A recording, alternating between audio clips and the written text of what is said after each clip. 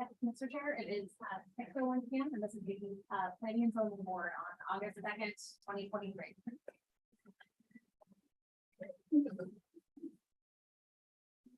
Meeting. Make sure you use your mic, please, Chair.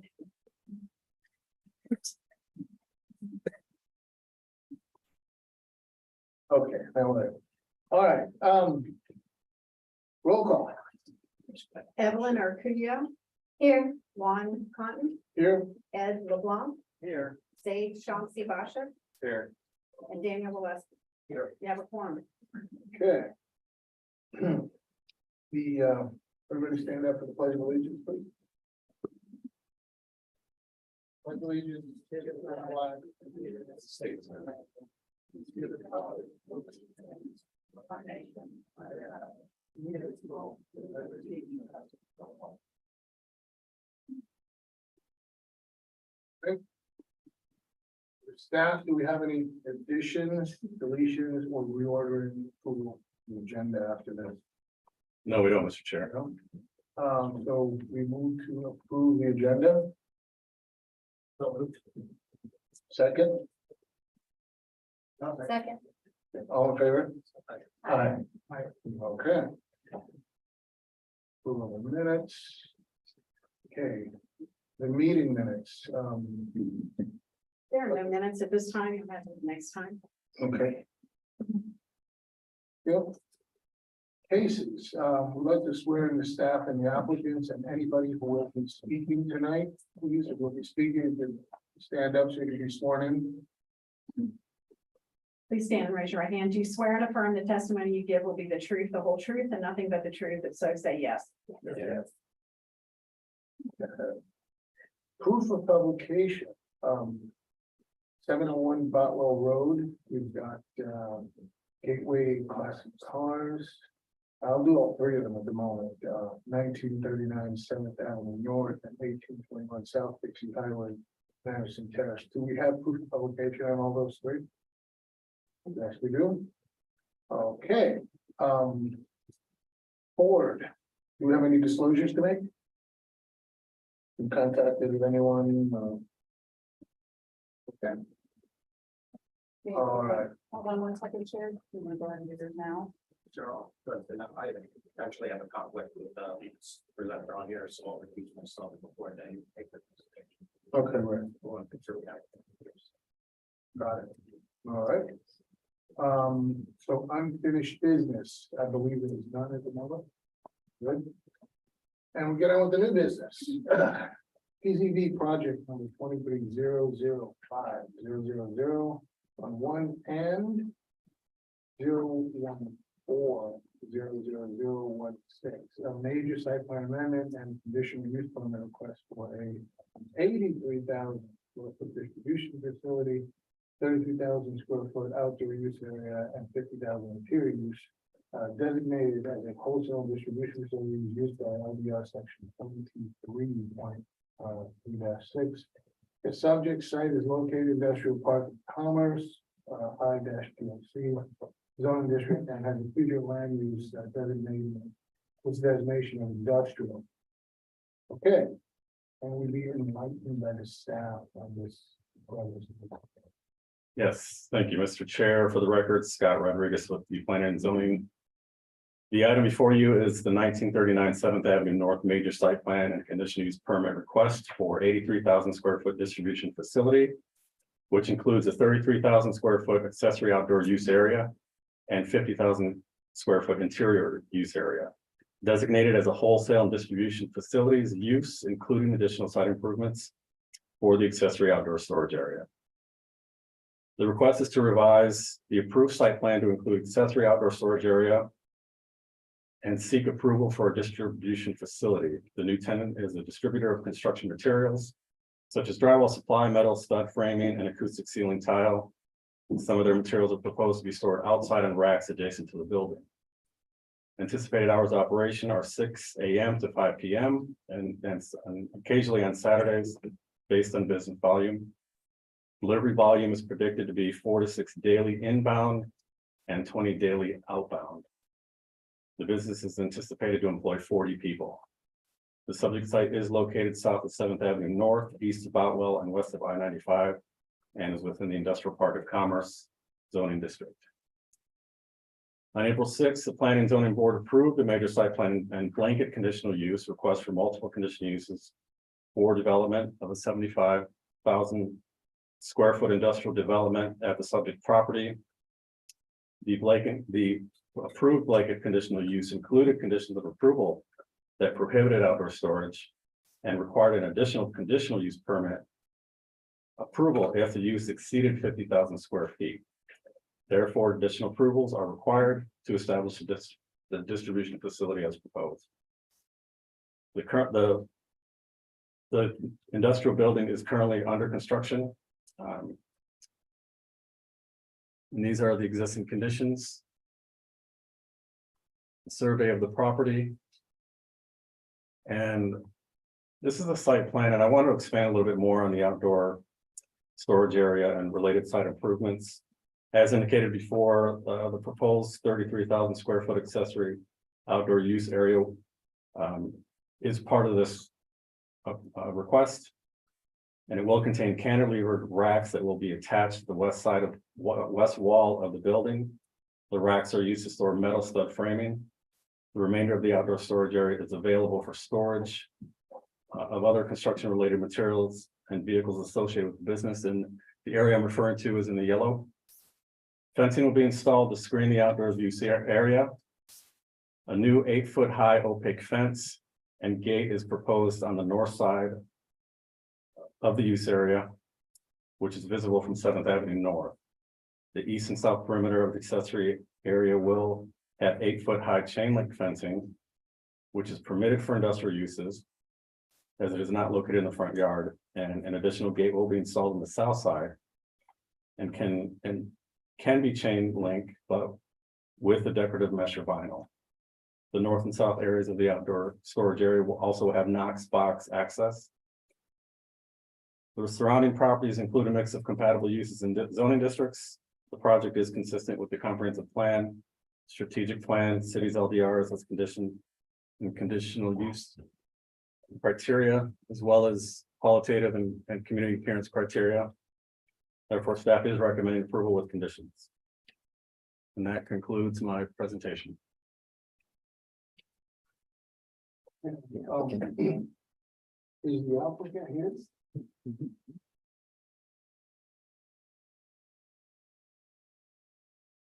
Good evening, Mr. Chair.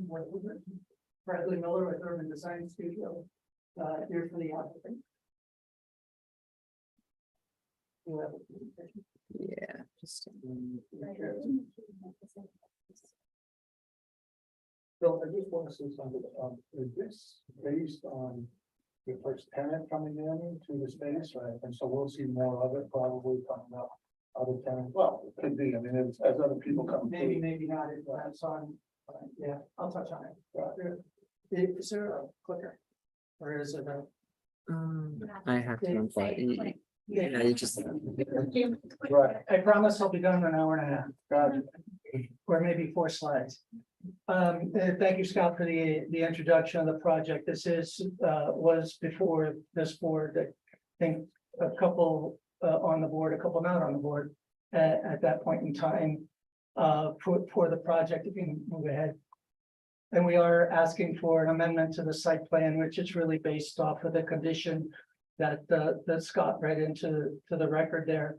So it was approved for 75,989 square feet. That's under construction. Drove by earlier today. It's got its first coat of paint on the building, so they're making good progress with that. And you can move forward. And it is truly that this is the plan that was approved and is under construction. So it's a circulation around with the car parking on the east side of the building, and then the loading area on the west side of the building, the drainage area on the south side at the bottom of the slide. 7th Avenue North is across the top. You can move on. This is really where it comes into play. Is this PDF or is it PowerPoint? PowerPoint. Okay. There we go. That's what I was waiting for. So you're exactly right. Foundation Building Materials is the first tenant here. Chris Griffin is here from the company if there's some questions about what they do, but in general, what they provide are building materials, supplies for the building that we're seeing along everywhere. They're currently in Boynton Beach. I know they have other locations as well, but Boynton is the closest. And speaking with Chris earlier today, they're bursting at the seams there, which is why they're finding more space to be able to accommodate that. So they're taking the southern rounding 50,000 square feet of the building. The condition of approval said anything over 50,000, we had to come back for the conditional use. And then the other part of it, if you click one more time, Abraham, is the outdoor storage component of it, which is in blue there, which was also part of the condition. The reason that those conditions were there at the beginning was it was designed for multiple bays, but obviously they can be combined. Not knowing who those tenants were at that point in time, we said, okay, well, if we get lucky enough to find somebody like Foundation Building Materials to take 5/7 of our building in one shot, then we'll come back and go through this process, which is why we're here. The outdoor storage, as Scott explained, there is the top right corner of the slide shows an example of the metal stud materials that are used for framing of construction that they attach to the wall. So that will be part that's outdoors. There are also ability to have other materials out there. But again, their preference is to keep as much inside as they can, but they need to have that outdoor storage if there's something that needs to get shuffled around through the timing. The bottom right is an example. Actually, that's a automated gate to another project on 7th Avenue that I picked up on as an example of how the screening could go across it. There should be one more line here, Abraham. Yep, right there. So that's going to be, and then keep clicking. So across there's going to be a 8-foot high opaque fence that goes across there for the screening. So can you see from 7th? The landscaping is not in yet, but I think the landscaping along that driveway is going to obstruct a lot of that view. Not to talk about the other properties on 7th Avenue, but this is probably going to be the best looking project out there these days. And then that gate, it was one of the concerns early on in the project with staff, and a viable one is what happens if circulation needs to be all the way around the building during the day. So there's an agreement to leave that gate open during business hours. And then on the off business hours, the gate would be closed and there's a Knox box system for emergency vehicles to be able to get through.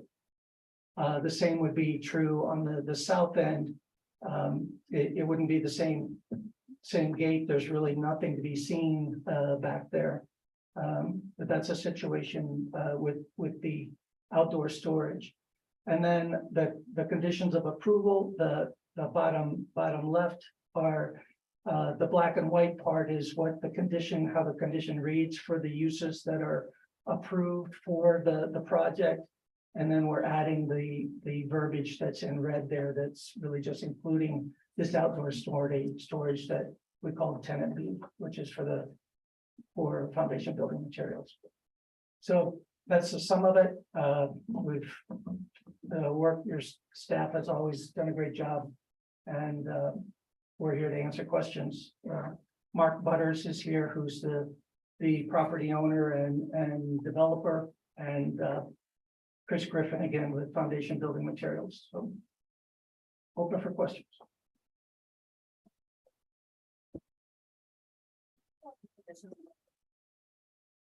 Perfect.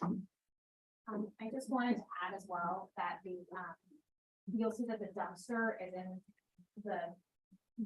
and there's a condition of approval that addresses that when they come in at permit.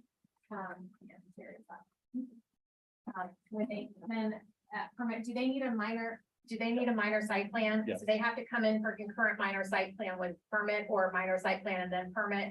And that will address the relocation of the dumpster. That dumpster needs to be moved forward of the outdoor storage area.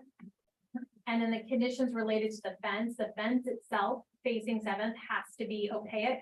The gate can be a picket gate with screening, with the decorative screening. But the actual fence panels need to be completely opaque and themselves. So that was the other condition. I just wanted to clarify that we're requesting. Let me ask about the dumpster, because the dumpster was discussed early on in the process, way early, but I thought we didn't get any comments on where we have it in the plan. Are you able to go back to the plan? Yeah, that's why the minors there is you guys can just fix it on permit.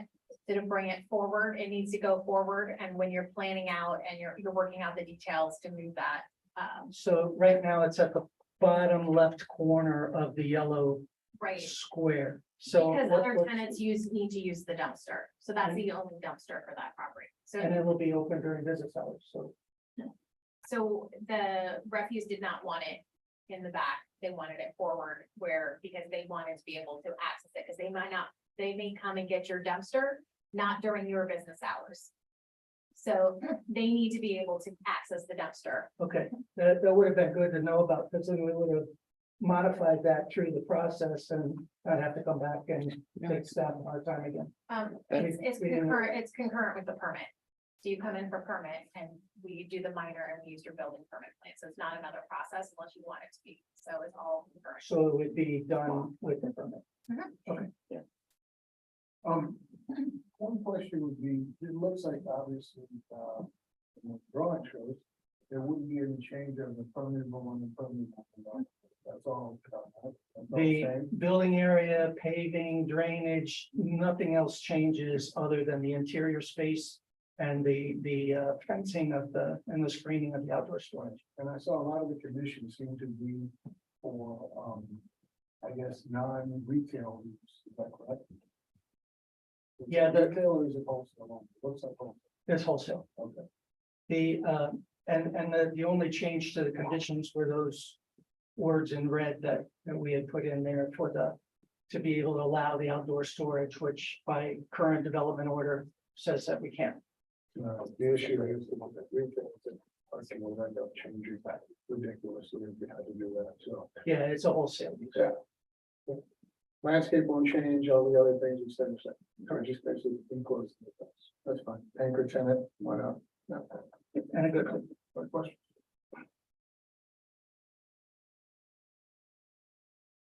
Anybody else? Okay, so. We have a motion.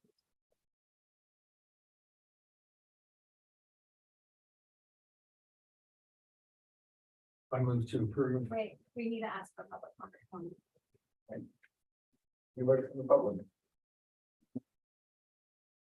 To ask.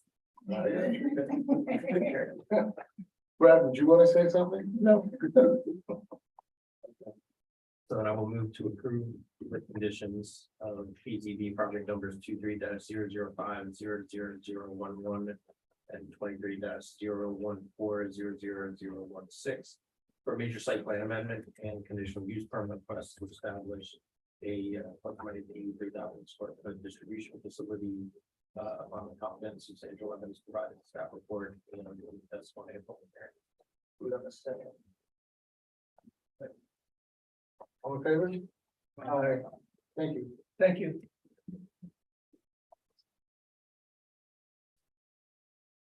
Okay, moving right along. We have PZB project 23-005-00012, conditional use permit request for a 31,500 square foot facility for a vehicle broker and indoor storage uses located at 701 Botwell Road. The subject site is located in industrial park of commerce, IPOC, zoning district, and has a future land use designation of industrial. The staff, do you have anything on this? Yes, we do, Mr. Chair. For the record, Scott Rodriguez with Planning and Zoning. The item before you is Gateway Classic Cars request for consideration of a conditional use permit for 31,500 square foot vehicle broker and indoor storage use located at 701 Fowler Road. The proposal is it's from Classic Gateway Cars, which is an online classic and exotic car sales company. The facilities are open to the public to view vehicles at their leisure between 9 a.m. and 5 p.m. Monday through Saturday. 95% of sales occur online, resulting in limited traffic volume. Total of 5 employees are anticipated and no outdoor storage or display areas proposed. These are the existing conditions. The subject site is located on the northwest corner of Boutwell and 7th Avenue North and is within the Industrial Park of Commerce zoning district.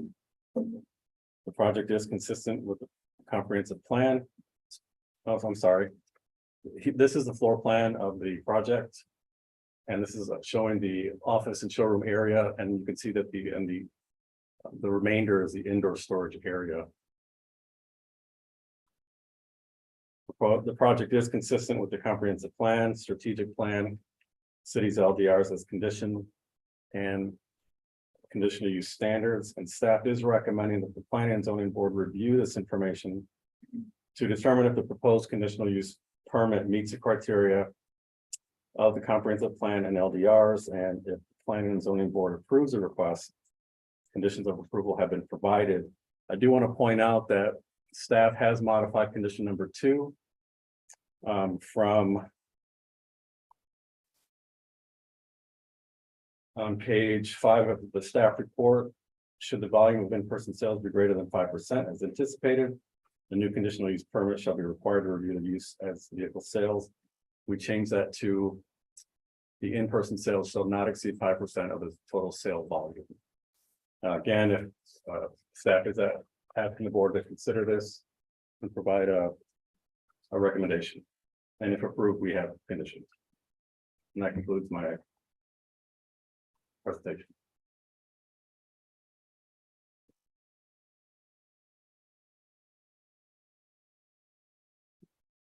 And I believe the applicant is here. Okay, there, would you like to speak, sir? Hello, everyone. My name is John Cullen. I'm currently the showroom manager of Gateway Classic Cars of Fort Lauderdale. They sent me as a representative. All our corporate office is in O'Fallon, Illinois. So I'm just here to as a representative for the applicant. It was pretty much stated, we sell classic cars on consignments. We don't do any repairs. We don't run vehicles inside. Kind of helps us to make sure someone buying them is actually buying them. So we're not starting vehicles up for anybody. I don't really, any kind of questions I can address, you know, I'm not really sure what to say. It was pretty much laid out. Right.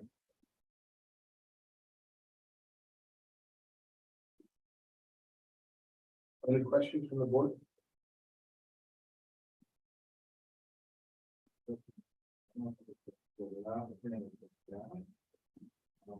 Why did we change? We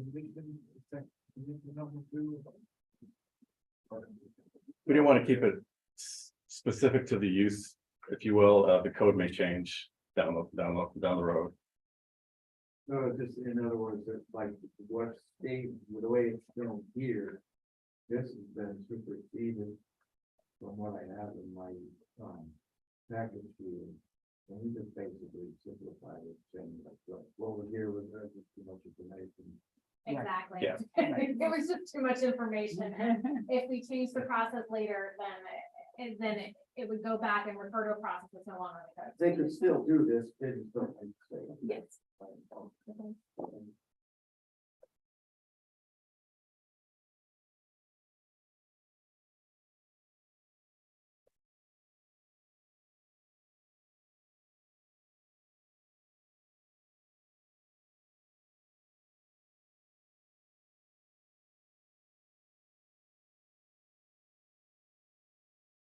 Comments on this, and it's been industrial property. Actions, yeah.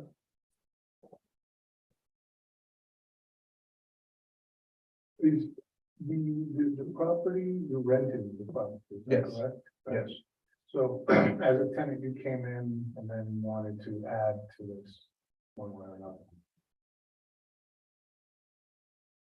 Like to add more space to the property, I'm saying? Yeah, I would assume that what they're saying is since we take vehicles in on consignments, right, if we were getting a large influx more than they expected, then they would change terms to see if they could use more of the facility. right. That's my assumption. I mean, I don't. But would it be your facility, would it be under your, that's interesting, is it like a flex space that's being rented out or something, or? I viewed the property and it's extremely large. So what they were saying is we have this amount of space, we're not to go over this line of market, Yeah. indicated line with any vehicle or any storage of, equipment that we might need. But wouldn't that be closed off? Yeah, they would close it off somehow, some way. I don't know how they would do that, but Seems like, according to this, there is a 31,000. But. That's good. So there's not really a diagram that shows exactly where that sits within the. Well, Mr. Chair, the 31,500 is a lot of that space you see in, is gonna be for indoor storage. That's what the application's for, as well as a vehicle broker. So it's all gonna be indoors. It's indoors, and which part of that, No, the plans were murky. I think it's back here. Do you recall? I think it's in the north building back here, the space. Do you remember? Where am I thinking that? yeah, it was, the corner. The corner building in the back. Mm-hmm. And then. Like, it was easier to show up with the slide that had the blue markation on it. Right, so this Right. represents that whole north building and they're in that corner. Okay, and it is clear, you have a clear demarcation of where you're actually renting, is that correct? Yes, So what is this flex stuff that you're talking about, that you have more cars you can put it in? well, that's not me, that's corporate, but I was told that if we do this, there'll be a line that we cannot go past. Like, we can't store any vehicles there, we can't stage anything past that. So I'm assuming, right, if you see where it's blue and then white, and then there's that very dark black line, that's the end wall to the next business. Right. So, So maybe we're wondering what's not in your showroom and the rest of your indoor storage, is that just for folks that are doing online sales and you're just storing the cars and then they're not necessarily in the showroom? from my understanding, everything will be in the blue square. Everything past that is potentially, Oh, okay, potential expansion, maybe your showroom gets bigger over time. or would be rented to someone else. I'm not really sure. So what are we looking?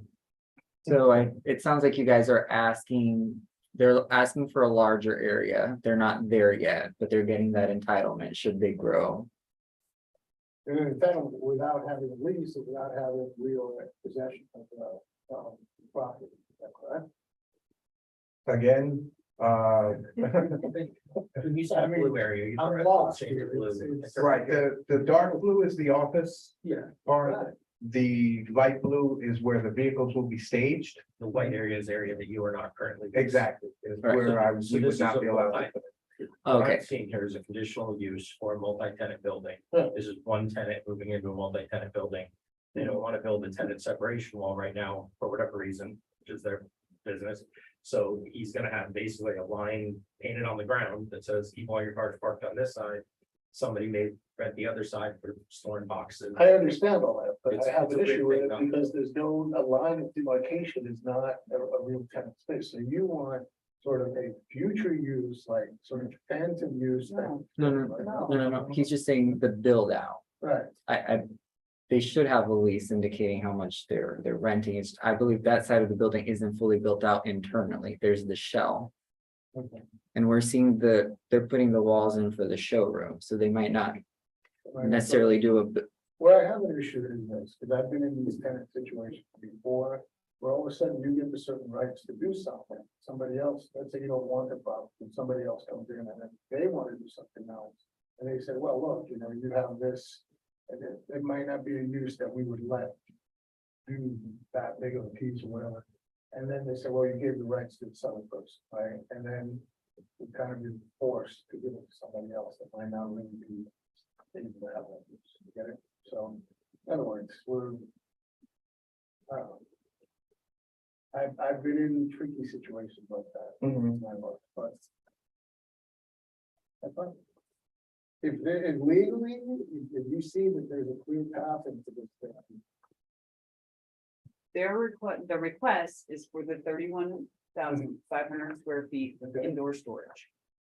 And, along with the vehicle broker use that's gonna be in that smaller space. So what you're looking at is the 31,500 square feet.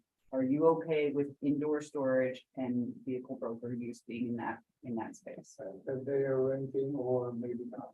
That is between them and their landlord. But the property owner is requesting, and it's approved this request for this use at this facility.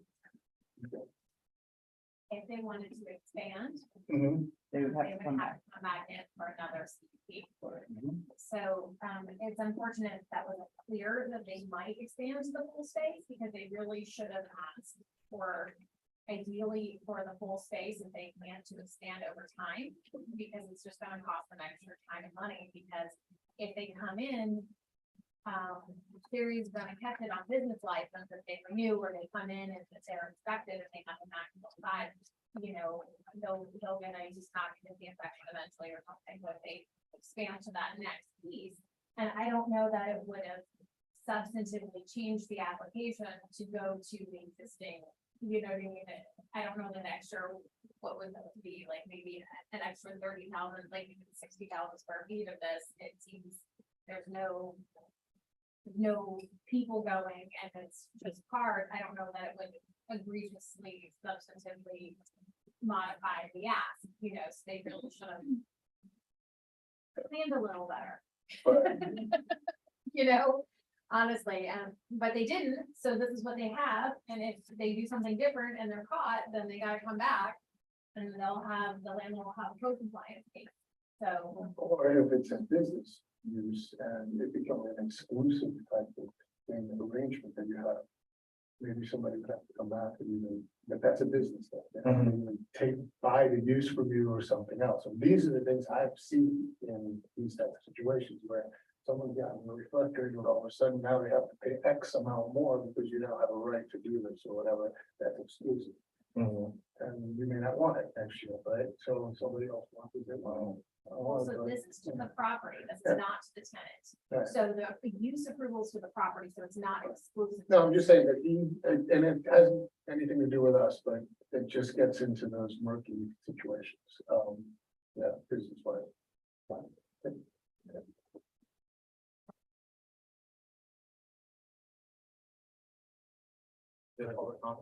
In public comment. Do I hear a motion? I will make a motion. I move to approve with conditions the request for PZB project number 25-005-00012 conditional use permit for vehicle broker and indoor storage uses based upon the competent and substantial evidence provided in the staff report and the testimony at the public hearing. Second. All in favor? Hi. All right, thank you guys. Hope I see you guys coming to look at the car. No, they're not gonna go there and look at cars. They're gonna look at them online. Okay, EZB is 23-0100001. 2023-17 and 18 privately initiated small scale future land use map, amended and zoning map amended, rezoning the project known as the Madison Terrace located at 821 South Dixie Highway, requested a FL amendment from the mixed use east and the future land use trend oriented development. The future land use and there's only a mixed use Dixie Highway MUDH zoning district to transit oriented development east TOD-E zoning district. Staff, Hold on a second. We just gotta give Elizabeth a minute. Do you want to read you want us to do the presentation and then you read the ordinances? Yeah, do a little bit more than all the other things. Okay, so we're gonna do all three items. To save time, we're gonna give the staff presentation. After staff presentation, Elizabeth will need to read the ordinance titles for all three ordinances. The discussion of the land use change, the rezoning and the plan development are all mixed. And so they really need to be discussed as a whole, but when we get to the end of this, you will actually make three separate motions on the land use, on the rezoning and on the plan development. Okay?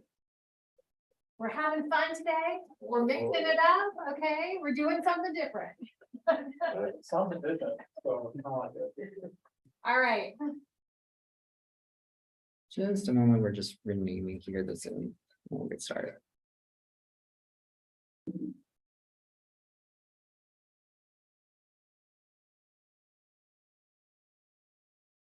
item D will also be, not C. C and D are gonna be one. So, with three separate motions. So go ahead. Ian.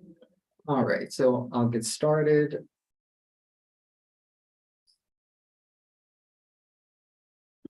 Right, so good evening, I'm Abraham Fogel, and I'll be providing this presentation. It essentially has two parts.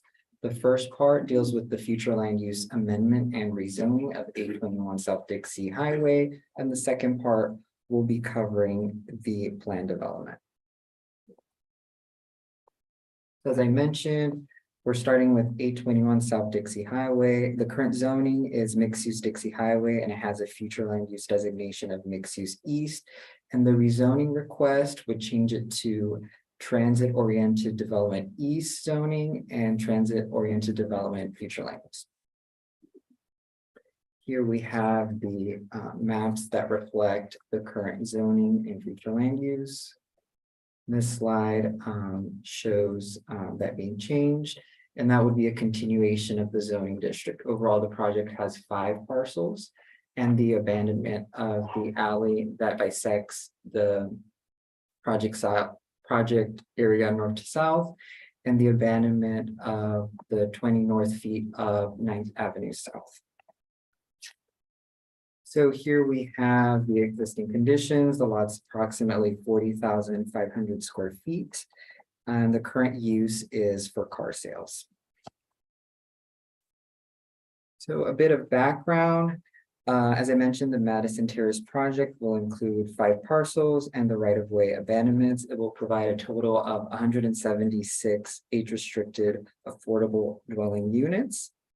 Essentially, the plan development functions as an overlay to the underlying zoning district. So all the other parcels already have the TOD zoning and flu, except for this parcel, which is taking the majority of the area. So we need to correct that so that they can achieve the full entitlements that they need for the plan development. Everybody on board, right? We're only changing the flu and the rezoning for one of the 5. So staff is recommending approval of the future land use since it's consistent with the comprehensive plan, strategic plan, and there are sufficient levels of service as outlined in the staff report. The approval of the plan development would allow the site to be developed with a compact residential development with access to Palmtran stations, which is in keeping with objective 1.2.2 of the comprehensive plan. The city's strategic plan also lays out a vision of diversifying housing options, and that would also be achieved since this project would provide age-restricted affordable housing. So moving on to the analysis of the zoning, we're also recommending approval since it would allow expansion of the abutting transit-oriented development East zoning district. And it supports the integration of a mix of land uses in the area. We have other residential uses and commercial uses, and that's what's envisioned for this type of zoning district. In conclusion, staff recommends that the board recommend approval to the city commission since they are the final decision makers for future land use amendments and rezonings based on the data and analysis provided in the staff report. So that is part one of the presentation. And now we will transition to the plan development. It includes a total of 8 requests. It is a mixed-use urban plan development, residential only, which our code allows, that would allow 2 buildings. Each one will have 6 stories and 176 dwelling units total.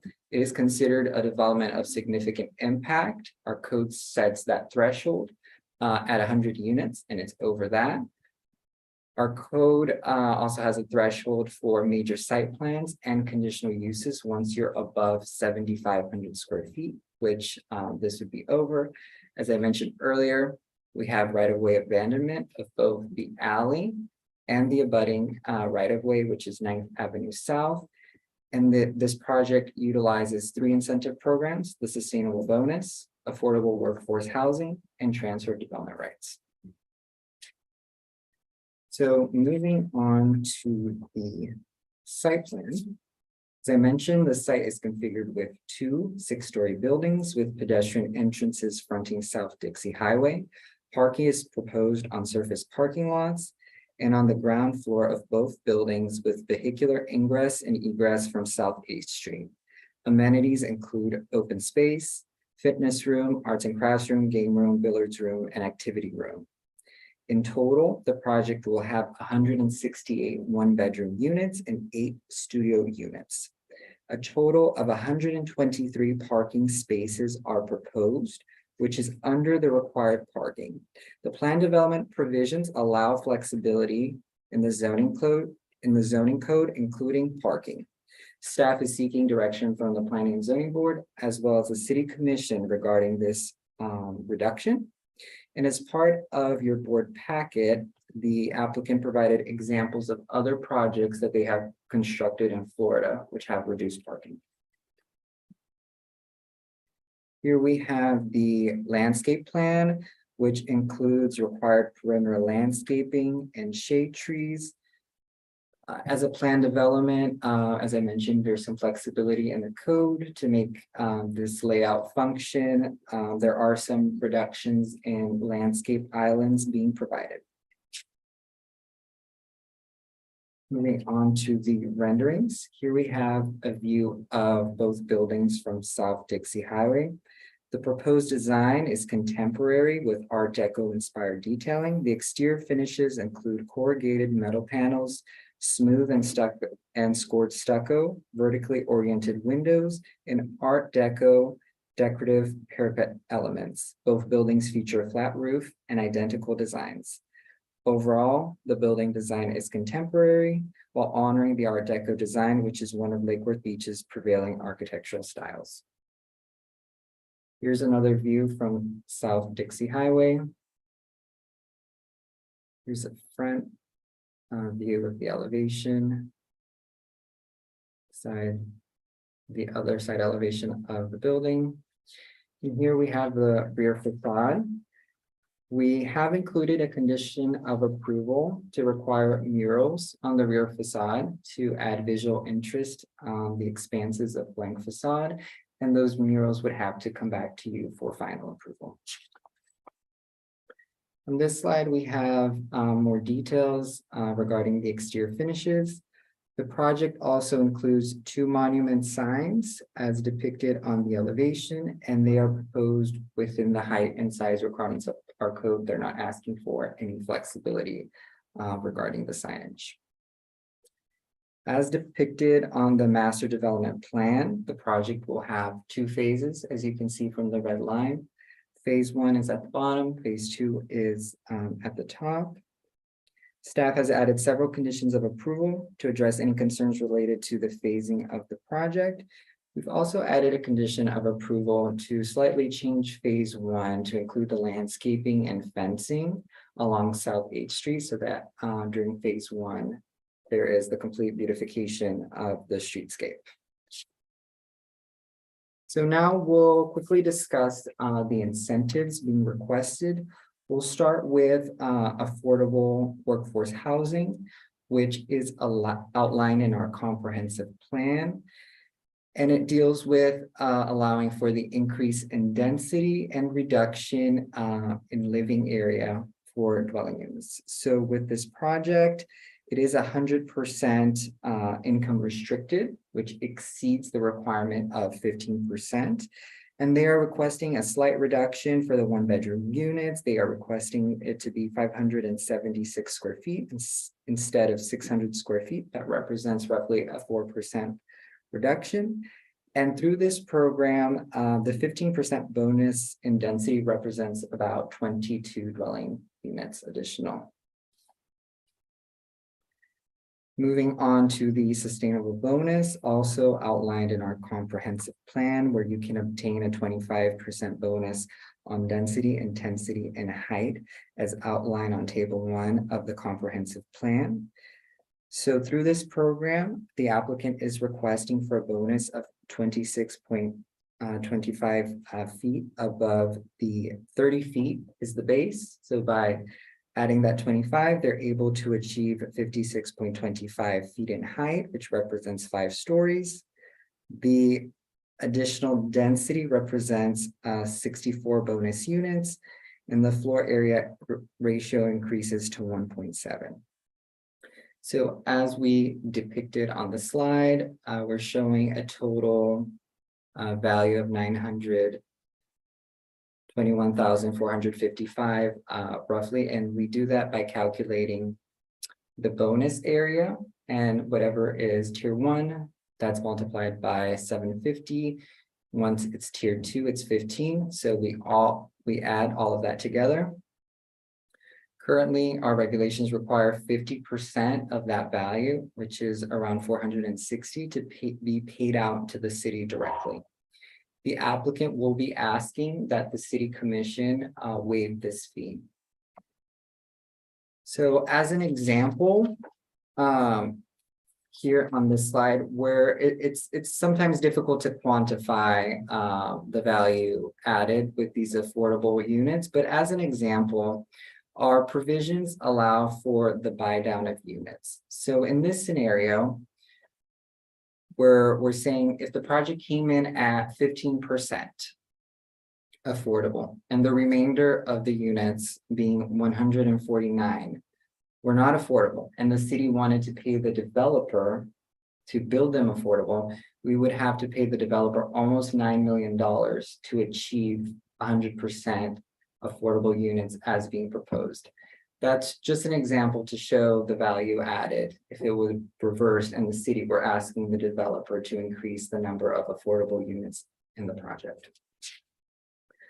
Lastly, we'll cover the transfer of development rights, which allows the project to obtain 1 additional story and also increase the height. That's how they are achieving a total of 6 stories with a total height of about 66.5 feet. This translates to an additional 18 units, and we calculated this cost based on the average square footage of the units would be about 150,000, which the applicant will also ask the city commission to waive this fee. Unlike the sustainable bonus, which is only 50%, the TDR, our requirements require that just to be a payout, total payout. Based on the data and analysis provided in the staff report, the proposed residential plan development will be complementary to the adjacent residential and commercial properties. This project will provide affordable units with access to public transportation. Further, the proposed improvements are consistent with the city's code. Therefore, a recommendation of approval is provided to the Planning and Zoning Board with conditions of approval. So we have all of the conditions of approval listed, and the applicants will also be providing a separate presentation. So let's have Elizabeth read the titles of the ordinances, and then we'll go through and have the applicants present their. All right, so as was stated, there are 3 ordinances related to this item, and I will read the captions. The first is ordinance number 2023-17 of the city of Lake Worth Beach, Florida, amending the city's official zoning map from the zoning district mixed use Dixie Highway, UDH, to transit-oriented development east, TODE, on property generally located at the northwest corner of South Dixie Highway and 9th Avenue at 821 South Dixie Highway, and is more particularly described in Exhibit A, and provided for severability, complex, and an effective date. Next is ordinance number 2023-18 of the city of Lake Worth Beach, Florida, amending the city's comprehensive plan future land use map through a small scale plan amendment from the future land use designation mixed use east to the transit oriented development FLU designation on property generally located at the northwest corner of South Dixie Highway and 9th Avenue, generally located at 821 South Dixie Highway, and is more particularly described in Exhibit A, providing that conflicting ordinances are repealed, providing for severability, and providing an effective date. And lastly, we have ordinance number 2023-16, an ordinance of the City Commission in the city of Lake Worth Beach, Florida, amending the official zoning map by approving the creation of a residential plan development district located at the northwest corner of South Dixie Highway and 9th Avenue South to construct 2 6-story multifamily buildings containing a total of 176 dwelling units, as more particularly described in Exhibit A, located within the transit-oriented development east zoning district with a future land use designation of transit-oriented development, TOD, subject to specific development standards set forth in Exhibit B and conditions of approval set forth in Exhibit C, approving a development of significant impact, approving a conditional use permit, improving a height, density, and intensity bonus incentive through the city's sustainable bonus incentive program, transfer of development rights program, and affordable workforce housing program, approving a major site plan for the development of a residential plan development, approving a right-of-way abandonment, provided for severability, conflicts, and an effective date.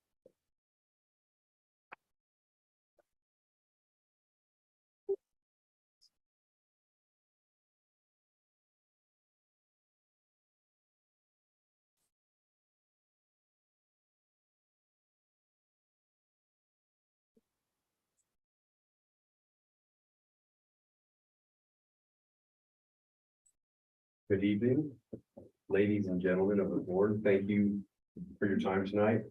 My name is Mike Oliver, and I am with New South Residential. I'm happy to see you all here tonight because we drove a long way from Orlando to be here with you. And I know at first there was maybe a question about form, so thank you. We appreciate your time. I want to apologize for the site plan that we had up here. The shading didn't come up quite right, but I got a colored one that's gonna help you guys visualize how the site plan really works. So I apologize for that up front. And I want to say thank you to Abraham and Aaron and William and then the whole staff. I think Scott, you as well. I haven't thanked you yet, but thank you. And a special thanks to the CRA.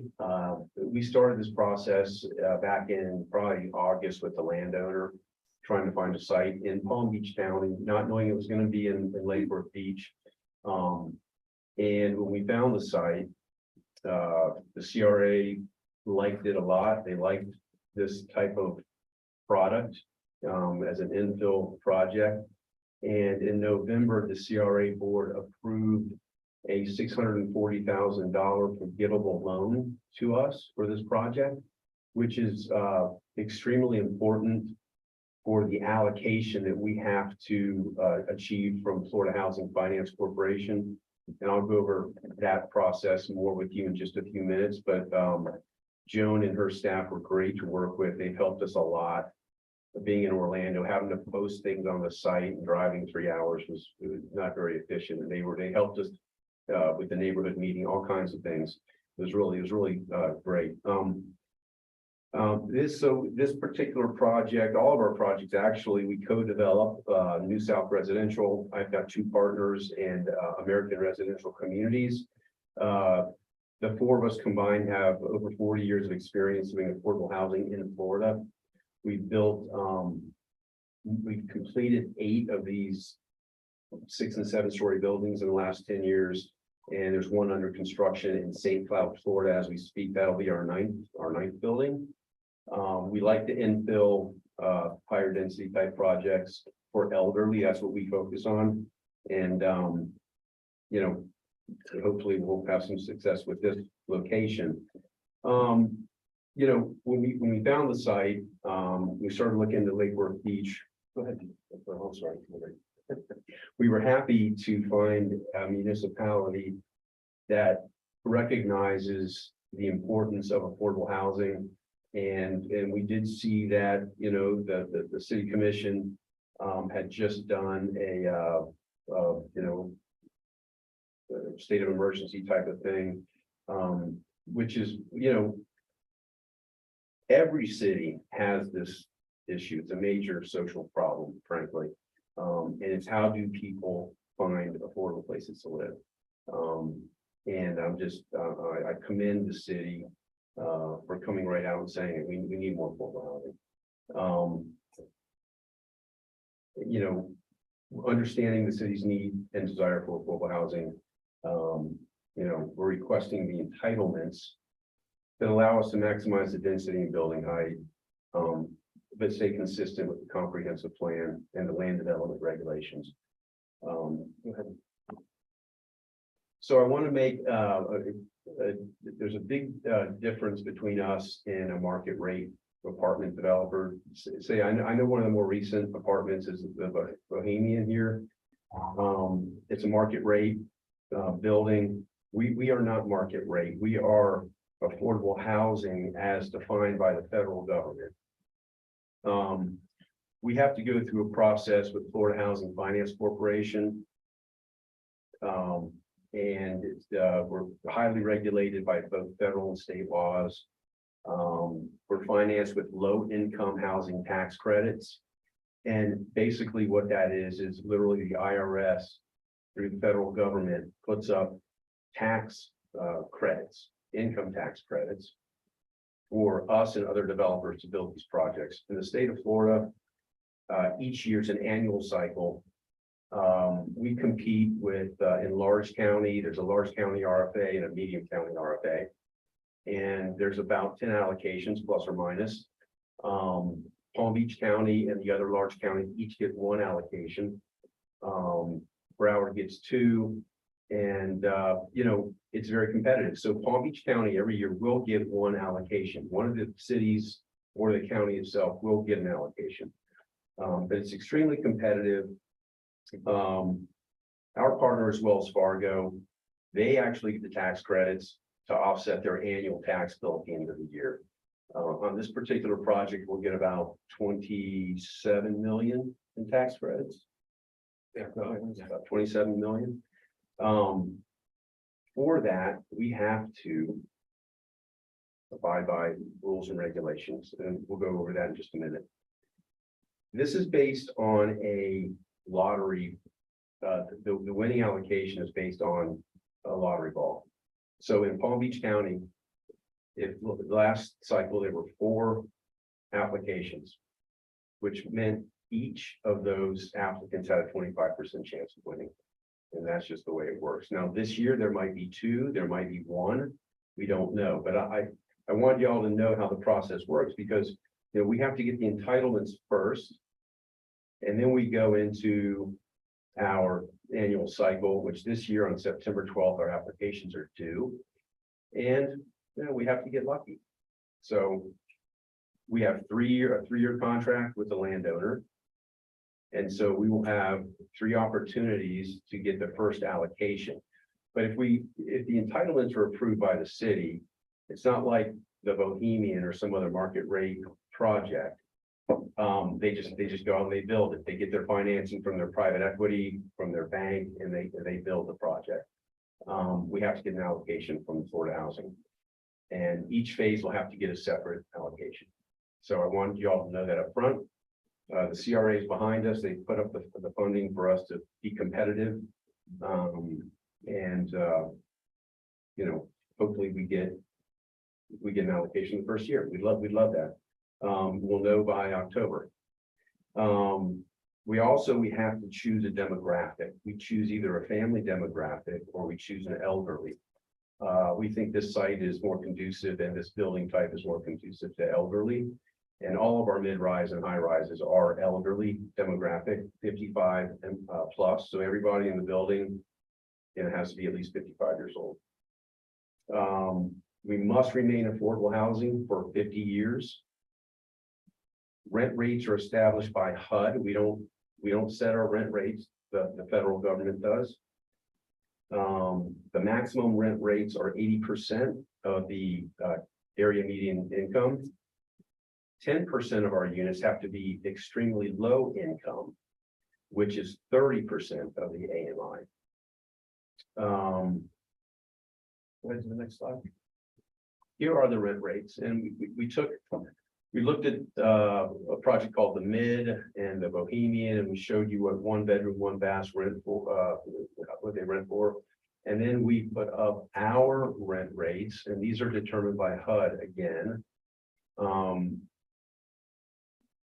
If you look at the gross rent, that we can't actually charge that because we have to provide a utility allowance as well.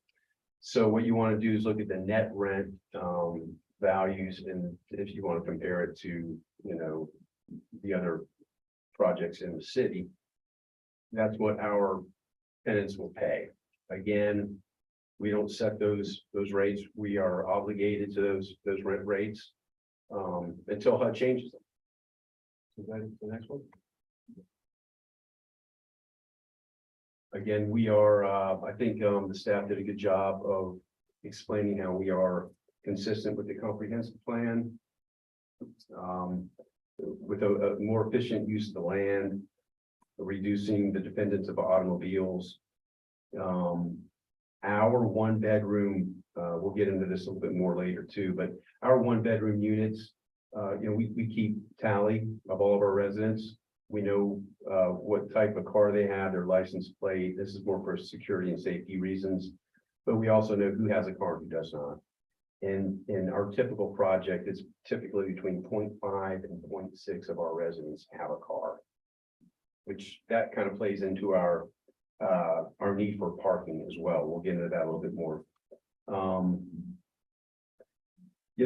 With this project supports the CRA's infill and redevelopment initiatives. And it supports the redevelopment of older urban areas like the one that we're in, encouraging infill and renewal of blighted areas. This particular site, the car lot, it's at 821 South Dixie, is currently a used car lot. And it is a non-conforming use that they can continue to use until if there's a gap in their use, then they won't be grandfathered any further. But go on to the next one. We also meet sustainability and compatibility standards. The current car sales lot was built in 1946 actually. I don't know why it says 1940, but South Dixie Highway is in need of new vibrant development to break the cycle of stagnation that exists there. We would provide a residential critical mass necessary to support retail and commercial businesses and attract future development. We always need a site that is in close proximity to things like essential needs like grocery stores, bus stops, pharmacies, and doctors' offices. And this site does a pretty good job with all those. The increased tax base is another plus for these projects. Each of these projects, the taxes of the real estate tax will be probably a $130,000 range, so total $260,000. Right now, I think the 5 parcels are at about minus 15,000, something like that. So quite a, increase in the tax base. Go ahead, Adrian. This shows our site with the blue star on it. And I just want to point out a few things about the current land uses in this kind of 3 or 4 block area, just north and south of the site. The red, all those sites that are red are some type of auto-related existing use. You guys know the town better than I do, but when I drove through the first time, it just jumped right out at me. They're either used car lots or transmission or some kind of general automotive repair, maybe a tire, a tire store, that type of thing. There are 4 motels, those are outlined in green, and there are 2 churches outlined in yellow. And you can see the years that those buildings were built. That's actually all of the buildings, not just the ones highlighted. That's a 3 block area. I mean, most of them were built in the 40s and 50s, and they're all really small. We were very lucky to find this site because it's big enough. It is 5 parcels, but they're all under the same ownership. If somebody, we look for sites all over the state. If somebody showed me this map and said, can you go out and assemble enough properties? I'd say, no, I won't even waste my time. The smaller ones are 0.15 acres. A lot of those are 0.2, 0.3 acres. We'd have to get, 10 or 12 separate landowners to assemble a site large enough. It's really difficult to do. My broker, Gene, who's down here, we got lucky. That's all I can say. We really did. It's giving us an opportunity to put a site up, a project like this together. Let's see, go on to the next one, Abraham. So here are the parcels. We don't need to spend too much time on this. Abraham, discussed the 5 parcels, the right of way, that's the alley, and then the 9th Avenue South. And of course, we split 9th Avenue South with the property owners to the south. We don't get 100% of it. We get half of it. I know you guys know how that works. Most where we have back-to-back property, we do get all of it. But then in the north part of parcel 1, we only get half of that piece of the right of way. The other piece would go to the motel. Okay. So here's the site plan. Again, sorry for the one that we presented previously in Abraham's thing, but you can see, look, the buildings are U-shaped. So the light, the blue is the building. It's actually more of a U shape. Obviously, the green is the open space. And then you'll see 2 shades in the buildings themselves. On the right side, you'll see rooms. This is the first floor. On the left side, that's actually structured parking. So the building, the left side of the buildings jut out over the parking spaces. I just wanted, to point that out. The rest of it is driveways and parking lot. But you can see how we have the 2 points of ingress, egress out to South Street.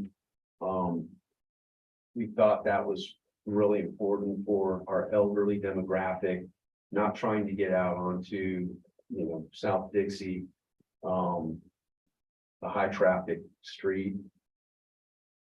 What else?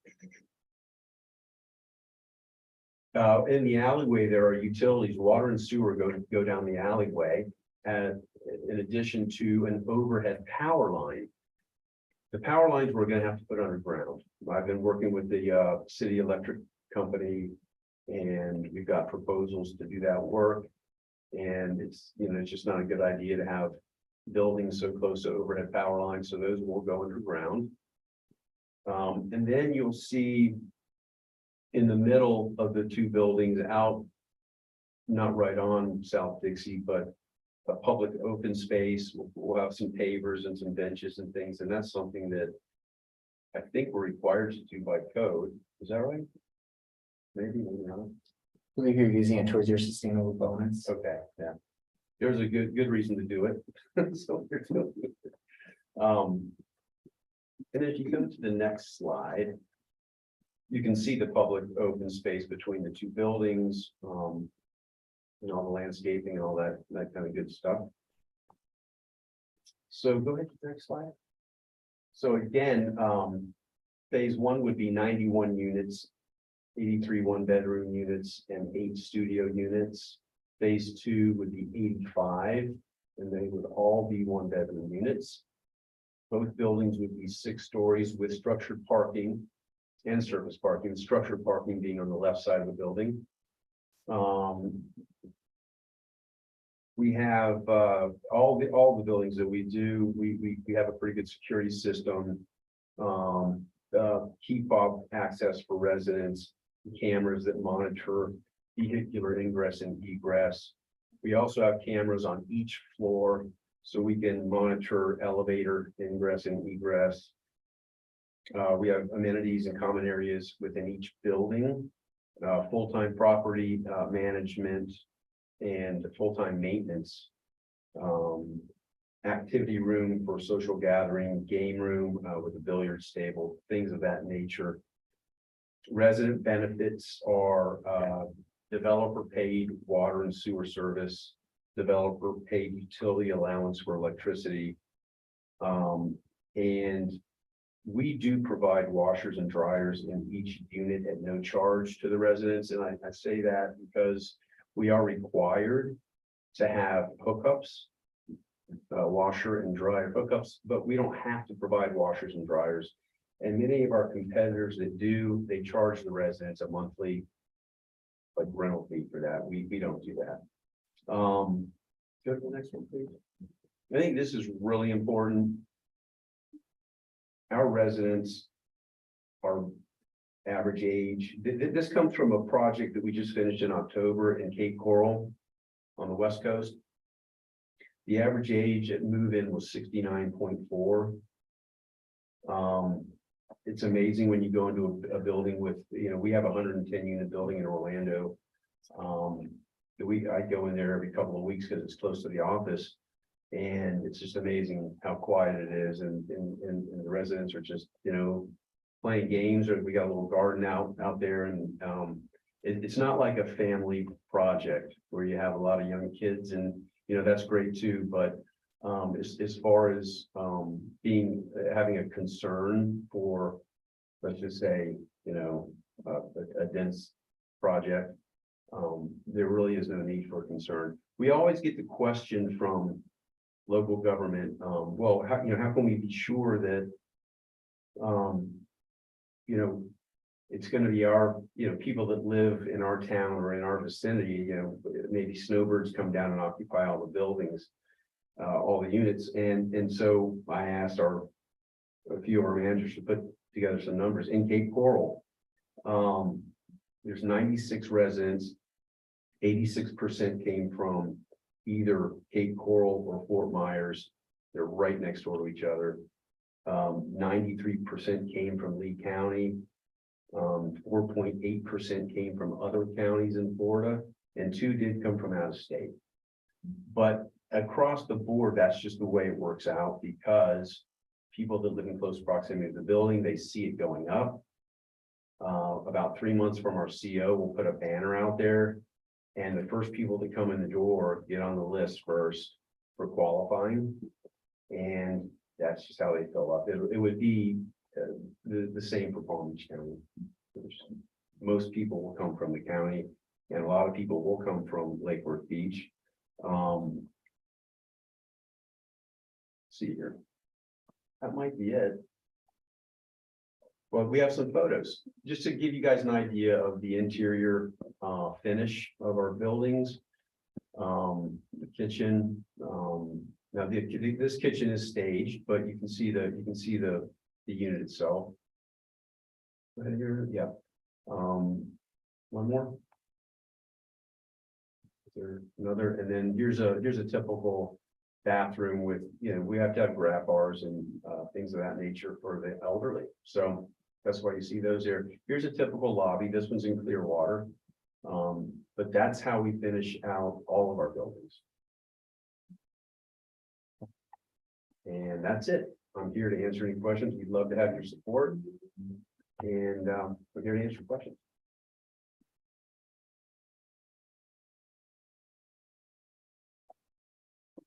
Don't think we got any public comment on this. We didn't get any public comment. I will tell you, we had a neighborhood meeting, I think it was June 28th. 12 people showed up and we didn't have, nobody at the meeting had a problem with anything we were doing. They had suggestions. They had suggestions about, everything from security issues, how are you gonna make sure that your buildings are secure and your residents are safe. So we've set up a meeting with Captain Bear. Mhm. We have a meeting with them next week. Talk about how can we implement a lot of security to start with. But he might have some ideas and we're happy to implement those ideas as well. Some people had some comments about, can we put solar panels on the top of the roof and maybe power some of the corridors and this type of thing, common lighting and stuff. We're looking into that. But nothing, no objection. We didn't have any objection. I did get one email from a business owner on South Dixie Highway. And they were in support as well. We would love to have their support. Good question. Talk about, maybe talk about how you reached out to the property that's, I think that's a question that needs to be addressed. There's a house in the middle. I think we need to just talk about that. The issue is, we have a building a lot like that. It's right up the road here where you get to the circle. There's a building there that's, to be quite honest, it's very out of context and it's very tall for where it is, right? And I passed on it pretty much. Is that the Bohemian? No, that's true. Right here. This is the height of that building is nothing like it at all.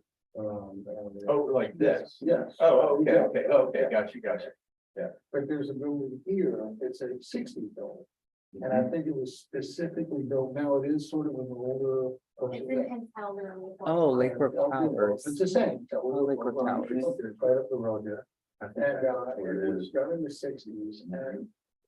It sits there as a bit of a, nothing's changed around it. My biggest question is the ability of the rest of the street, because there's really nothing like it. I think there's a plus to the style and the look, and it's a freshman building and everything else. And I understand why there's a big push for it, because yes, there is a need for affordable housing, especially with the elderly, that's all good.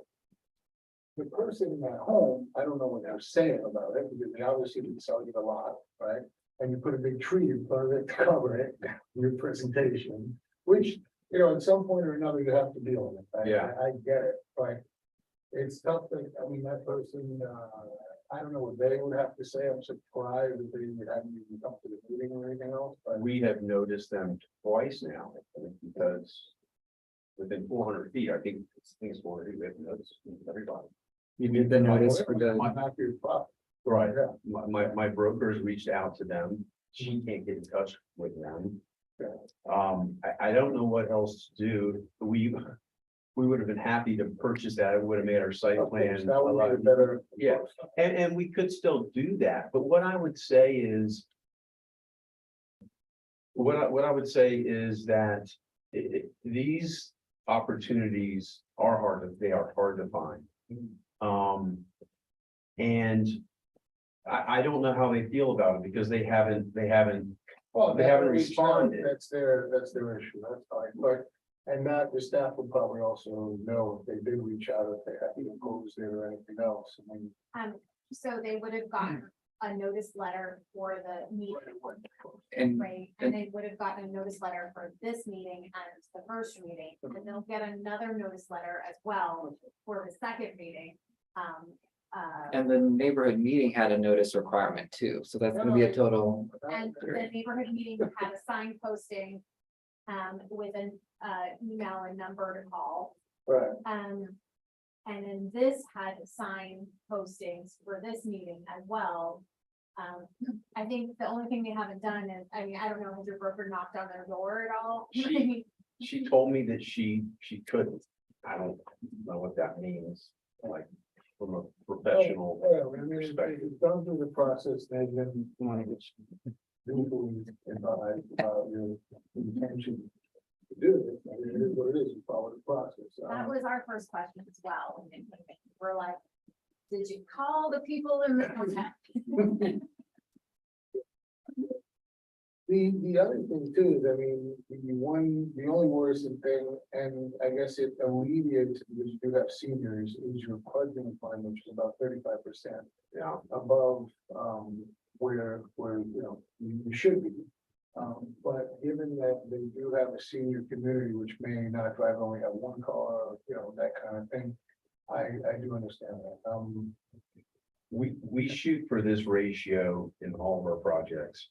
And we have had a few cities say, well, no, you gotta have at least 1 to 1 or something like that. And Right. when we do that, I pull in every time, there's 30 parking spaces that are not being used. It's amazing. And it's amazing. You look at our empirical data.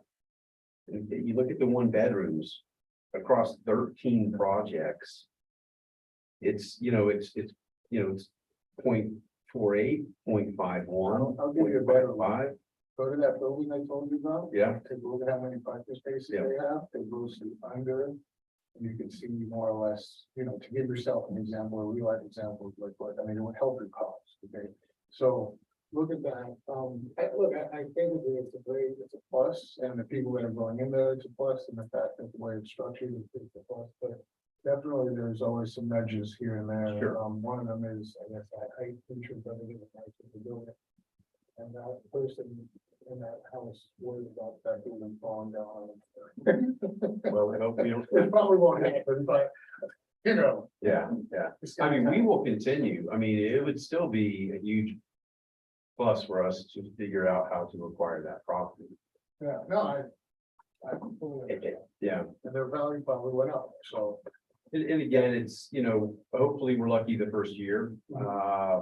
Well, the 2 applications for 1, there's only 1, then it's an automatic win for us. And then, of course, we have to apply after that for the second phase.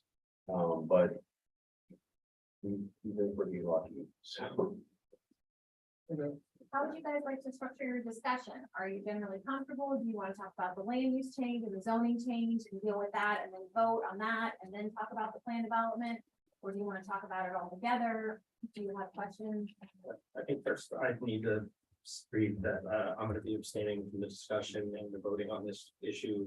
I have another client whereby I have the possibility of specific private gain or loss associated with this, and so I recuse myself from the discussion and the voting.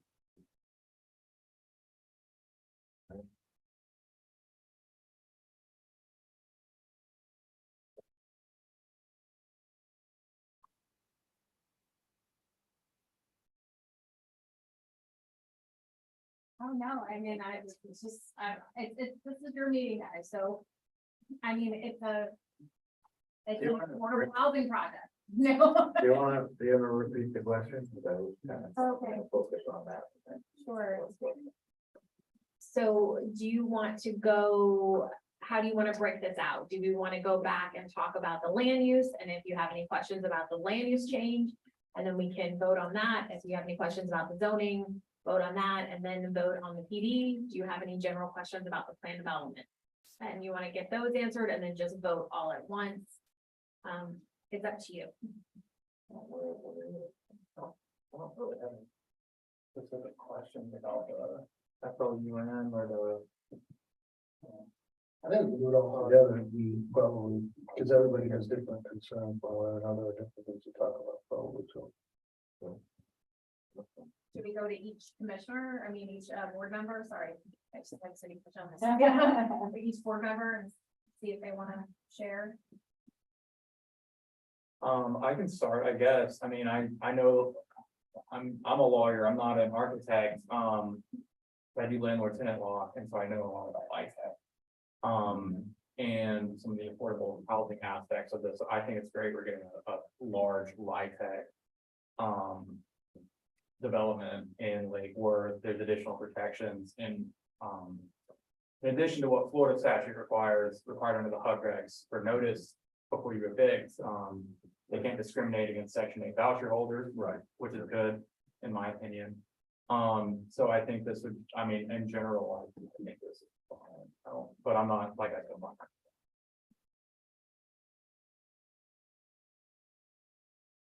I can tell you that this building is different. It's similar structurally to our other buildings. But we worked with our architect, we redesigned this. A few people in the city did not like, just our standard typical building. We put a lot into this to get it to contemporary, contemporary industrial, right? I'm not an architect either, can you tell? But yeah. Like always, we press all of our applicants to do better for the city, so we press them as well. You know, you won't hear any other story from us, and Dan knows too.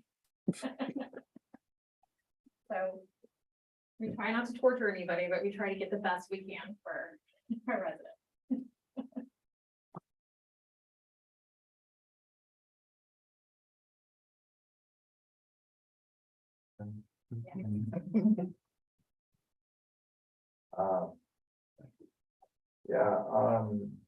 Couple things, like the allocation is pending. Is that something that's like sort of, like you just move forward and do something guaranteed, or is it like, or what's the? So if we get the allocation, is that the question? Yeah, If we get the allocation, it's 100%, we build the building. what if you don't get the allocation? Then nothing? We have to reapply the next year. Okay. Yeah, and we have a 3-year contract with the landowner. Then there's that a very conservative allocation. Well, so in medium counties, it's extremely competitive because all the counties are thrown in, they compete with each other. There's about 80 applications and there's only 10 allocations. So your odds are kind of slim. Large county, Palm Beach County, for example, in the last 7 years, there's been between 1 and 4. I don't think there's been more than 4 applications have there in the last 7 years. It's actually the largest in state. Palm Beach County? Yeah. And so it's as simple as if there's 4, there's a 25% chance because we just have to have a better lottery ball than the other 3. Now, there might only be 2 this year. We don't know. But so if we don't have success this year, we just have to reapply next year and then the following year. And it saves a car dealership until you guys get the allocation and the finances. Yes. Well, I mean, that's up to the landowner, but yeah, I mean, yeah. Can we go to the conditions related to the phasing, Abraham, with the maybe the next one, do we extend out? They are requesting an extension of our development order timing. Oh, we didn't put it. Okay, so, but they are going to request in the ordinance an additional, there's an option for phase development to request an additional year. It's typically 3 years, and then they're going to request the 4th year for the build out. So that'll give them time to request the financing for the first phase and then also request for the second phase. So they did request that to accommodate their financing for each phase. And we have thought about the case where we get an allocation for the first phase. And something happens in the next 3 or 4 years, and I don't know, something could happen in the rules, I don't know. And then we have that second phase property. We would just have to come in and it might, I don't know, if it weren't affordable housing, it could be retail or an office or, I'm not sure, but the goal is to get 2 phases. We might get 1. We might not get any. That's just the truth. Yeah, I totally support the parking reduction. I understand it with age restricted. Makes sense in a way, you have 1-bedroom studios. So I think that in a way, your development is gonna improve the walkability of the community. So I like that.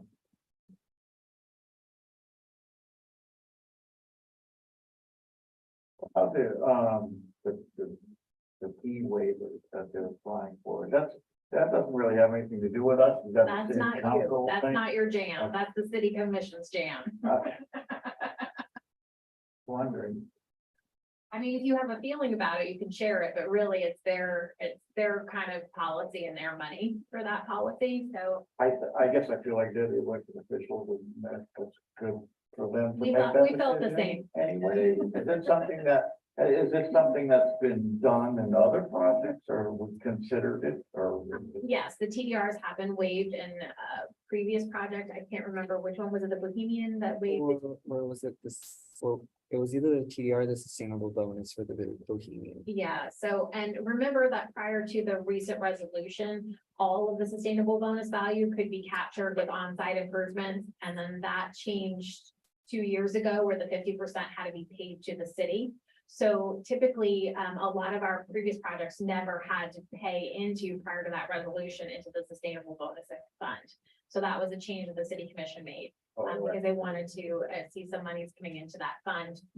So, so it would be at their discretion as well, because they changed that policy to decide if they were okay, because they have, with their affordable housing, their green building and their open space.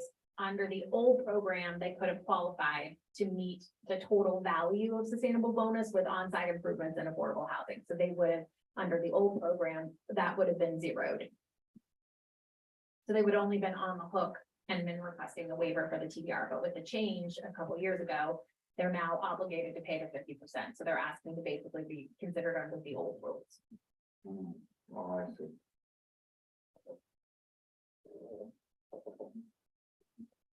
Maybe you want to talk about the amenities again in the project. I would like to hear more specifically. Sure, I think the best way is to put up a building plan with. Yeah, which I had a.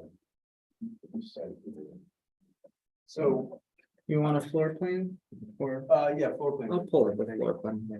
Yeah, that would be really awesome. So typically in a building, like this, we would have, 4 or 5 rooms where, there's a billiards room, there's like a card room, there's a, like a fitness room. What else, Lance? Typically, Lance, we have, what am I missing? I'm just not thinking. For amenities. Fitness room, billiard room, Yeah. the activity room for holidays. Oh, that's right, the activity room, yeah. This, in this particular building, in phase 1, frankly, we only have enough room for 2, I think we have 2 of those. Spaces, right? So. Yeah. Yeah, so on the first floor of phase 1, you'll see 2 units on the bottom, and there's 2 units on the top. There's an office, which obviously is not, an amenity. You have an activity room and you have a game room. The game room will have a billiards table and it'll have card tables as well, so they can, play cards and do things like that. The activity room, this is a little bit different for us because typically we have a separate room for fitness and things like that, and a couple of machines and stuff. And we have a separate activity room. I think we'll probably combine them in this particular activity room. And so if we can get to the second phase doesn't have any residences on the first floor, and we'll have more space, and both phase 1 and phase 2 will have access to that building. The first phase, we really have to have 95 units. I don't want to go too deep into this. It's called leveraging. We have to, the amount of dollars that we ask for per unit, or the amount of housing credits that we ask for per unit, we have to be careful. We can't ask for too much, or our application could get disqualified. And so we want to go with 95 units. It'll put our leveraging number in a place where we think to 20% of the applications will be disqualified if they're levered too high. And so we don't want to be above that number, and so we really want to do 95 units. And it's just the way the system works, and we really need to do it. And hope that we don't get over levered. Now you have some outside amenity space in between the buildings. Is that in one phase or the other, or? That is in phase one. Okay. That has to be built in phase one. And then we will, we typically put raised gardens and things like that outside, and our residents use these things, they don't need plant stuff, and it's kind of cool. We will find a place to put those. One of the, I did one of the comments from the neighborhood meeting was in the bottom, we have a retention area in the bottom left corner of the site right there, and that's not all of our surface water management. We do have exfiltration under the parking lot. And my engineers are looking at this to see, can we turn that into some open space? And take that retention and just do more exfiltration. So we're working on this, and we want to have more exterior, amenities. I was reading this wrong. I was reading phase one on the top of it. Yeah, phase one is the bottom, yeah. Okay. And so, we're gonna try to do more outside for amenities. Could you go over real quick about the proposed, the zoning changes that's going to happen? You had mentioned that most of it's already COD and it's kind of just fixing that. Right, it's just the car lot parcel is the only subject, the only piece subject to the land use and zoning change. And Abe's gonna pull up the map for you. So everything else already has the TOD, which is in the gray on the left, and you can see there's a little bit of mixed use Dixie Right. Highway. So these four are part of the project area, so it's just this piece that the zoning and future land use has to change. Okay, so that's the only thing that's changed. Yeah, so kind of half of the project was one zoning district and the other half in the other one, and we need it to all be the same for the planned development entitlements. I have a question back on the, if you do phase one, will you have to go back through all of your other entitlements and things for phase two in terms of getting your allotment and everything else as a separate project? Yes. So, with that said, you're obviously getting things approved by us, which has, I guess, which could be pushed forward and, redone and something like the city. So what happens if you don't, we only get phase one? You have a contingency plan for that? Well, I think the contingency plan is, so if we get phase one done and then. Do we get half a car sales place? No, that goes away 100%. No, we have. That's what I'm going, do we get a green park, do we get Well- what's gonna happen in the meantime? Well, we would work, once we get phase one approved, now our entitlements might run out. Let's say we're 10 years later, right?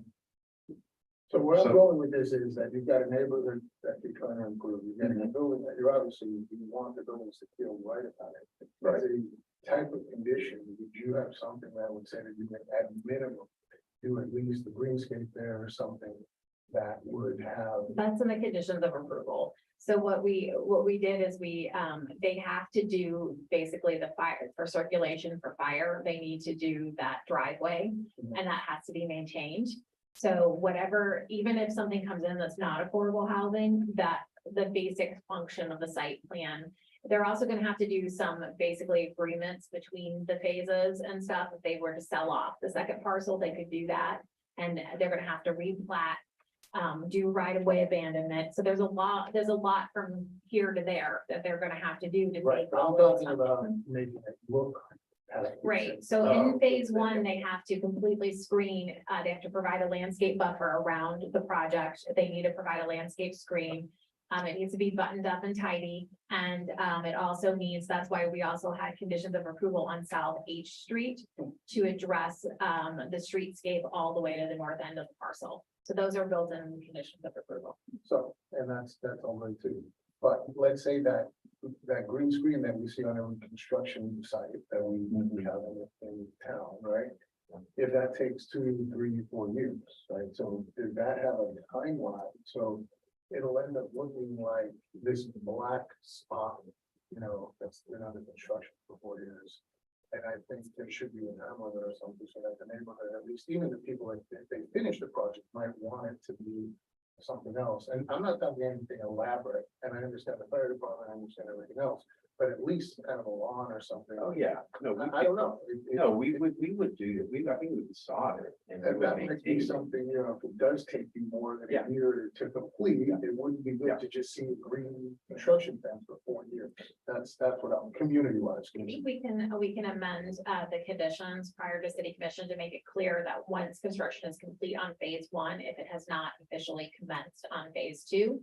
And they don't have a permit for that, because they're gonna come in for their permits for phase 1 separate from phase 2. Of course. So once they have their CO for phase 1, all the construction fencing needs to be removed off the property. And if they have not commenced, then they need to sod and That would be, yes, that's what I'm talking about, because to just live.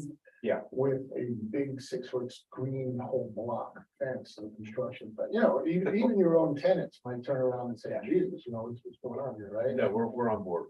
Because a lot of those things, you start seeing graffiti and you start, it becomes a little bit of a sad story. Yeah, that's not a problem. Especially the long-term ones. Yeah. No, we mow it with our regular maintenance on it. There's Absolutely. people that move in behind those fences too. Yeah, oh, no. so the basic structure of that's already in the conditions, and we can just clarify that the construction fencing needs to be removed. Yeah, within the year or something. They're not gonna. Yeah. Because it would Sure. take you, phase 2 is gonna take you time to do it, and it would have an effect Well, on. when they finish their CO of their first phase, it shouldn't be a year. It should be like when they're CO'd, they need to be, you know what I mean? Like if they're no longer constructing and they have occupancy. Yeah. If they don't have a second permit for the second phase, then it needs to be an occupied functional site. I agree. Yeah, at least some sod or something, Oh, just to sure. keep it clean and. You want to look good, absolutely. Pet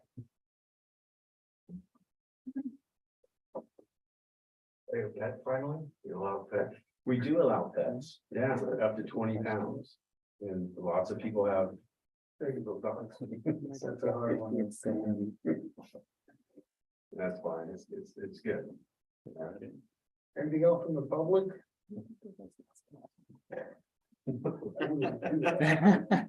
Oh, he almost called. Looks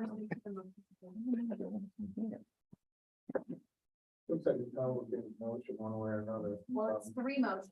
Yeah, that's what I'm saying. So it's, Do we do them separately or all? Everyone has to be separate. well, I didn't see the proposed motion, but I thought it was only one. outside of any other comments, I'm not hearing any more. It's on the screen, so just follow the screen. Okay, what she just said. This is phase 1, of both phases are in there. Mhm. The whole Everything. The whole, Thing. got it.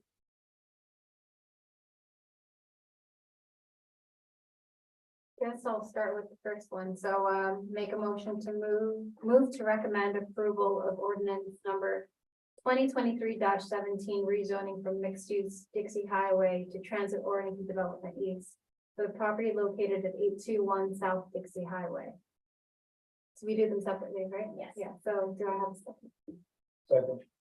All in favor? You can't say that. Oh, yes. Oh, yeah. All in favor? Okay. Abstain.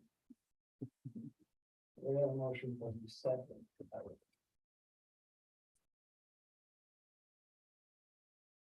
I move to recommend approval of ordinance number 2023-18, future land use amendment from mixed use east to transit oriented development for the property located at 821 South Dixie Highway. Every second, I'll second.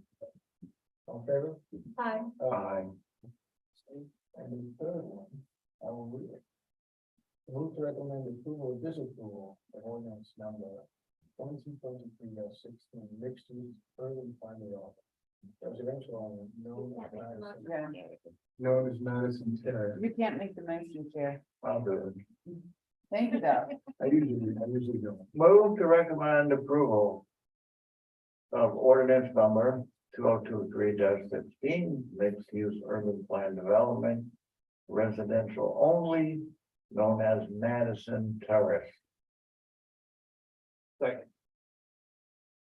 I'd like to include what we were talking about with the, condition. Was, is that, Mr. LeBlanc, does that include the amended condition? Including the condition that the applicant will maintain, under phase 2, green space.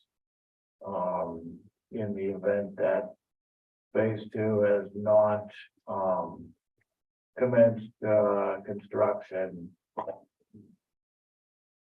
For the CO has been issued. after the CO has been issued for phase 1. We'll work it out a little bit more, but it's that's the, we'll make it happen. Do we hear a second? Oh, he seconded. Second, okay, all in favor? Aye. Aye. That's good. Thank you. Thank you, guys.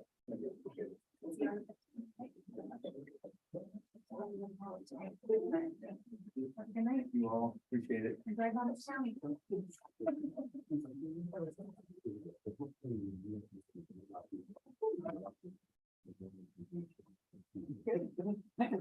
Thanks. All right. Okay, so any planning issues, because there's always planning issues.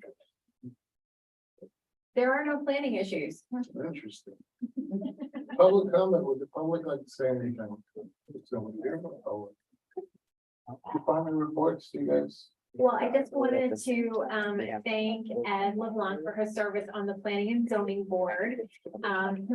He is leaving this board and joining the Hrpb.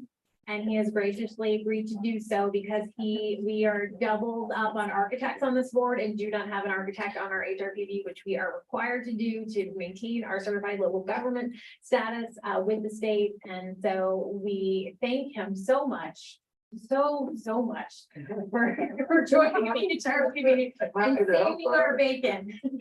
It'll be a little thing to take, hopefully it'll be interesting. It's always interesting. Been for the interesting HRPB. on this one, but, you know, I was on the combined board before, so I really don't know.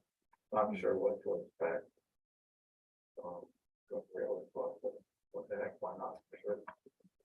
Well, thank you again. And it's kind of like this board, except they do a little more architectural review. Basically, it's the same flavor, so you'll go right at home. Okay. Great. Any board member comments? Curiosity, actually, there were those meetings that we had mentioned, big reporters. What's the process like, or what's the progress on all those meetings that we were it was going to be like quarterly or something like that?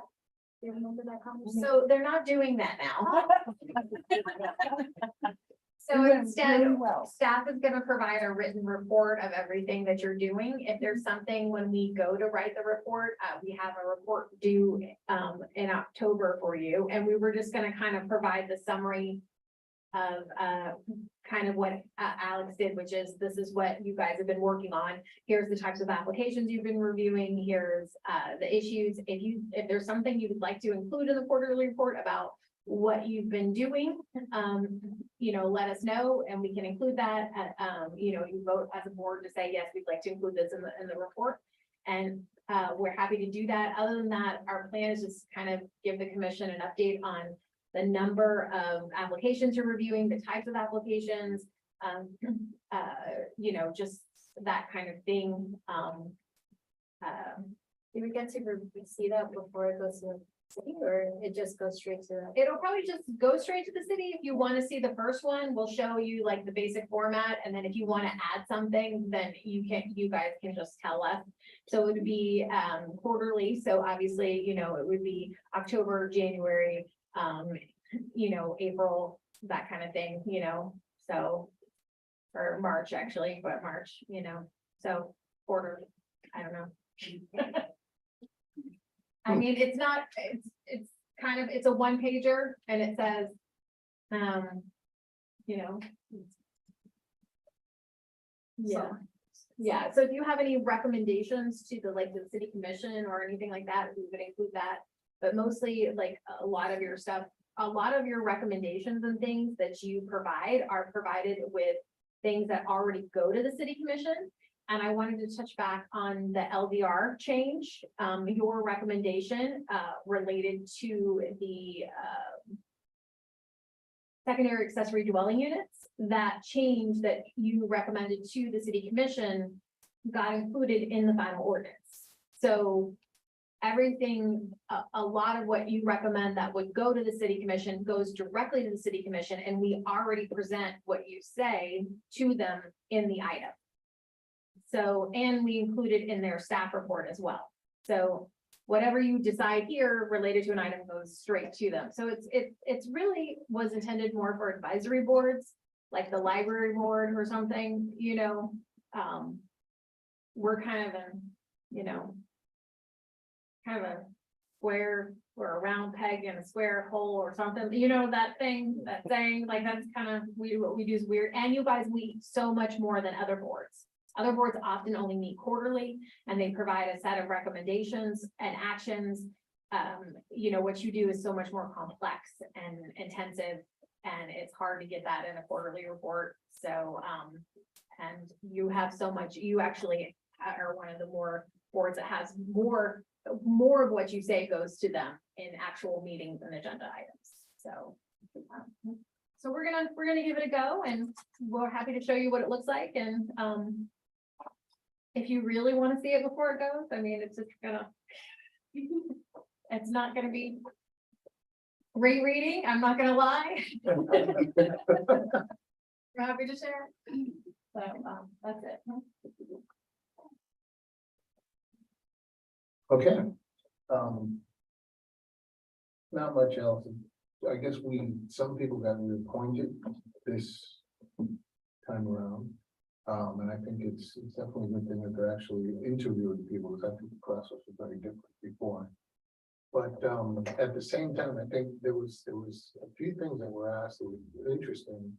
And a lot of it was about affordable housing and things. It's interesting to see that the first thing coming for us at the moment for the new appointments, it's affordable housing. I think the city's going to see a lot more of the affordable housing stuff as they push it more and more into a lot of buildings. And hopefully, fun with it. That's it. Okay. No other questions? No other? I got a quick, just a quick, whatever happened to the L&M Street proposal on Hrpb? Is that thing dead or is anything going on? I know that they were working on it with the CRA. I don't know the absolute latest, but I know that the city commission, I believe, did this scope, and then it went to the CRA. I think I'm not sure if it's out yet or not. I'll have to get the update from William to see where it is. It's not our process. You know what I mean? It's more of the CRA administration process. So once something comes in, then it will be our process. So Hrpb is that the story? it will go into the HRPD actually. So it will be the other board, but I mean, ours is like planning, zoning, historic preservation, you know, like, so I don't keep the play-by-play. We got enough on our plate. So I'll have to give you an update at the next meeting if you can, we can all remember to figure out what's happening. And I know it's moving forward. At least last I heard. So. Okay. Right, no, right. Cool. All right. Nothing else. We're adjourned.